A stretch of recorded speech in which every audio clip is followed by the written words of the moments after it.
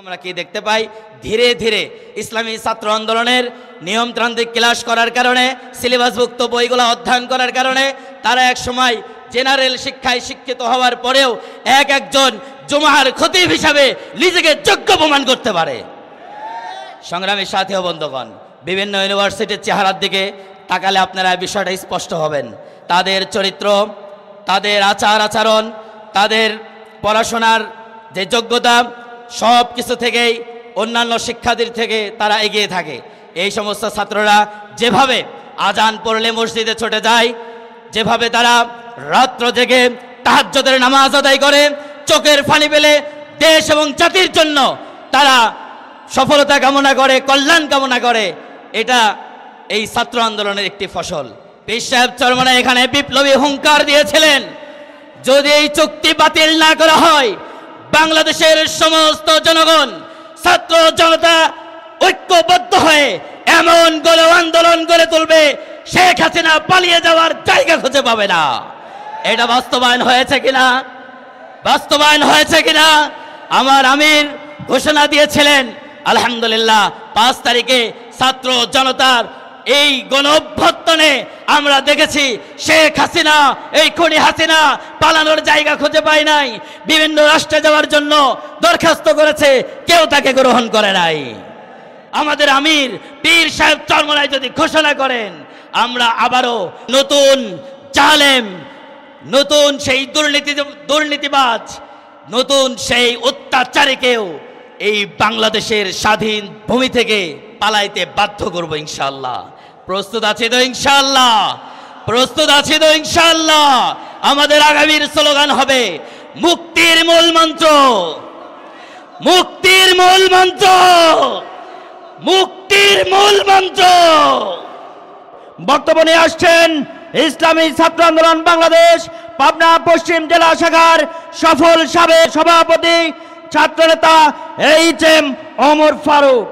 নারায়ে তাকবীর, আল্লাহু আকবার, নারায়ে তাকবীর, আল্লাহু আকবার। আসসালামু আলাইকুম ওয়া রাহমাতুল্লাহ।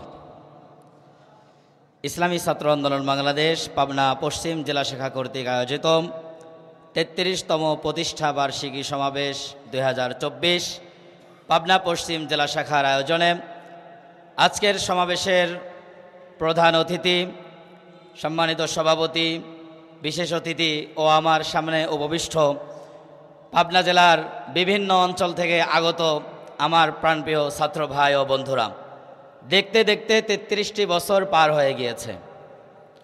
আলহামদুলিল্লাহ, 1991 সালের 23শে আগস্ট বাংলার লাখো জনতার ধর্মীয় ও রাজনৈতিক এবং আধ্যাত্মিক রাহবার হজরত মাওলানা সৈয়দ মোহাম্মদ ফজলুল করিম পীর সাহেব চরমনাই রহমতুল্লাহ আলাইহি হুজুর চরমনার ময়দানে শুক্রবারের দিন ইসলামী শাসনতন্ত্র ছাত্র আন্দোলন নামে এই ছাত্র সংগঠন প্রতিষ্ঠা করেছিলেন। আলহামদুলিল্লাহ, পর্যায়ক্রমে ইসলামী ছাত্র আন্দোলন বাংলাদেশ নামে আজকে 33 বছর অতিবাহিত হয়েছে। সংগ্রামী সাথী ও বন্ধুগণ, আজকে সারা বাংলাদেশের বিভিন্ন পর্যায়ে ইসলামী আন্দোলন, যুব আন্দোলন, শ্রমিক আন্দোলন, জাতীয় শিক্ষক ফোরাম, আইনজীবী পরিষদ সহ বিভিন্ন যে আমাদের সহযোগী সংগঠনগুলো আছে, প্রত্যেকটা জায়গায় যারা আজকে নেতৃত্বর ভূমিকা পালন করতেছেন, তারা এই ছাত্র আন্দোলনের ফসল। আলহামদুলিল্লাহ, এই জন্য আমি মনে করি ইসলামী ছাত্র আন্দোলন বাংলাদেশ অন্যান্য রাজনৈতিক সংগঠনের মতো কোনো সংগঠন নয়।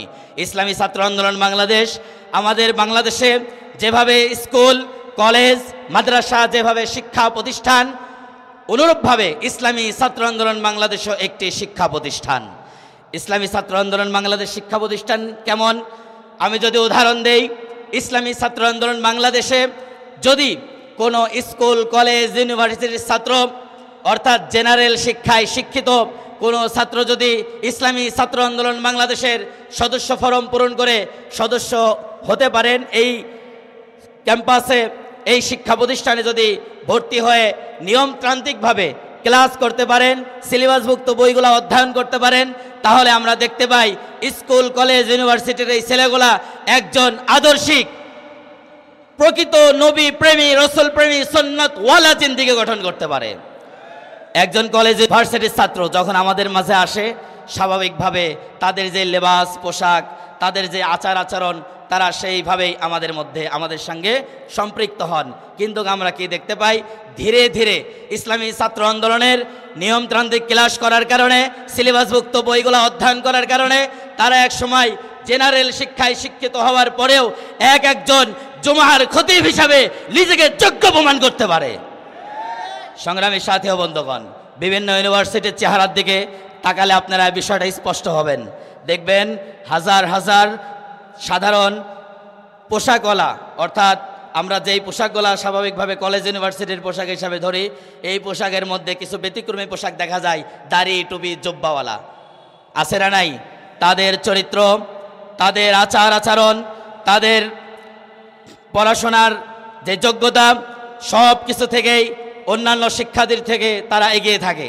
এই সমস্ত ছাত্ররা যেভাবে আজান পড়লে মসজিদে ছুটে যায়, যেভাবে তারা রাত্র জেগে তাহাজ্জুদের নামাজ আদায় করে, চোখের পানি ফেলে দেশ এবং জাতির জন্য তারা সফলতা কামনা করে, কল্যাণ কামনা করে, এটা এই ছাত্র আন্দোলনের একটি ফসল।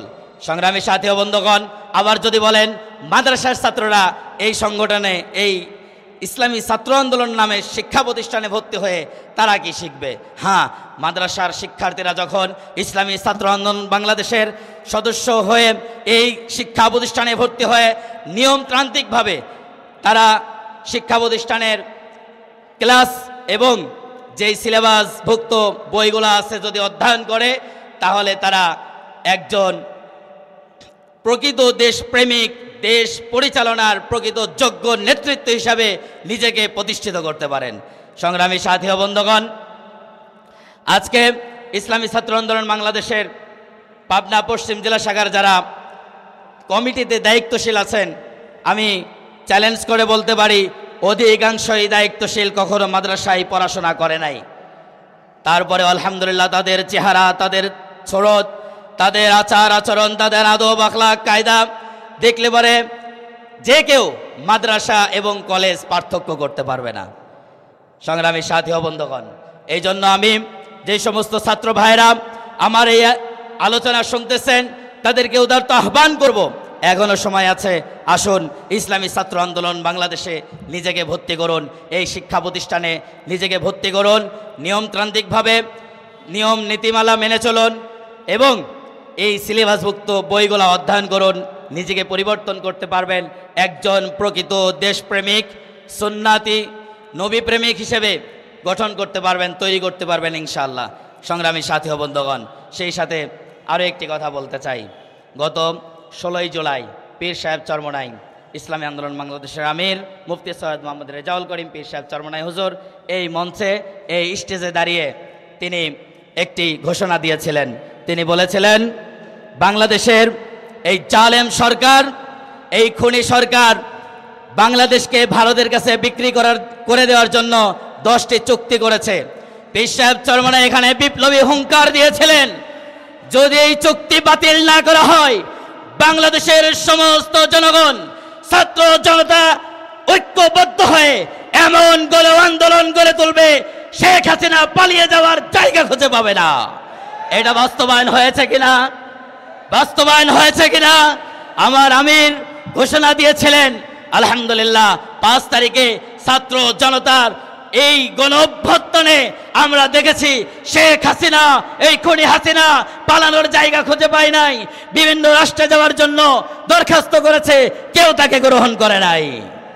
সংগ্রামী সাথী ও বন্ধুগণ, এই জন্য আমরা পীর সাহেব চরমনাইয়ের পক্ষ থেকে ঘোষণা করতে চাই, আবারও যদি কোনো জালেম, কোন স্বৈরাচার, কোন দুর্নীতিবাজ এই বাংলাদেশের ক্ষমতায় অধিষ্ঠিত হতে চান, বাংলাদেশের ক্ষমতা দখল করে সাধারণ জনতার উপরে, ছাত্র জনতার উপরে নিপীড়ন, জুলুম, অত্যাচার, হামলা মামলা চালানোর ষড়যন্ত্র করেন, ইনশাআল্লাহ আমরাও প্রস্তুত আছি।